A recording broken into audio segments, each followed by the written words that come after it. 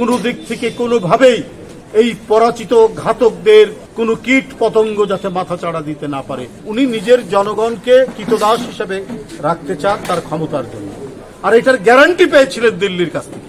বাংলাদেশি মানুষের পাখির মতো মেরে ফেলার অধিকার ভারত রাখে, কিন্তু বাংলাদেশ থেকে শিশু কিশোরের ঘাতক অপরাধী এবং হাজার লক্ষ কোটি চোরেরা দিল্লি পুনর্বাসন করে,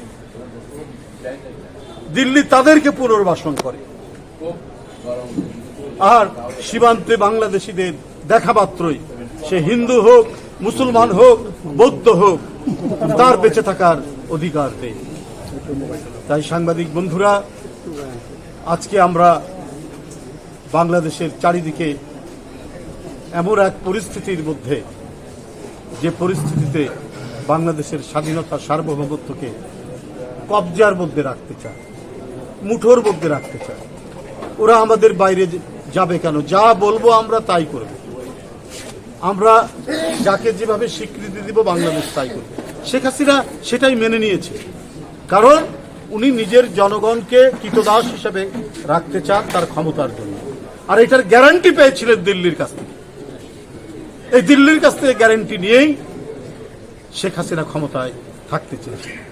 বাংলাদেশে মানুষের যে নির্বাচন, ভোটের অধিকার, তার বেঁচে থাকার অধিকার, এগুলো সমস্ত কিছু পদদলিত করে তোরা যে যা বলিস ভাই, আমার সোনার ক্ষমতা চাই, আমার সোনার হরিণ চাই, এটাই ছিল শেখ হাসিনার নীতি।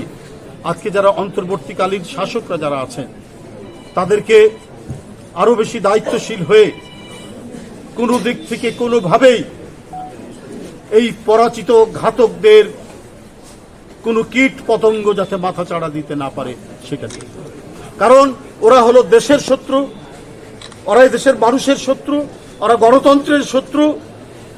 তাই ওরা যদি মাথাচাড়া দেয় তাহলে এই দেশের অস্তিত্ব থাকে না। কিন্তু তাদের অনুচররা আছে এখনো প্রশাসনে, এখনো বিভিন্ন জায়গায়, তাদের অনেক কালো টাকা, সেই কালো টাকা তারা পাচার করেছে, আবার কিছু দেশের মধ্যে তারা অস্থিরতা সৃষ্টি করার জন্য কাজ করে যাচ্ছে।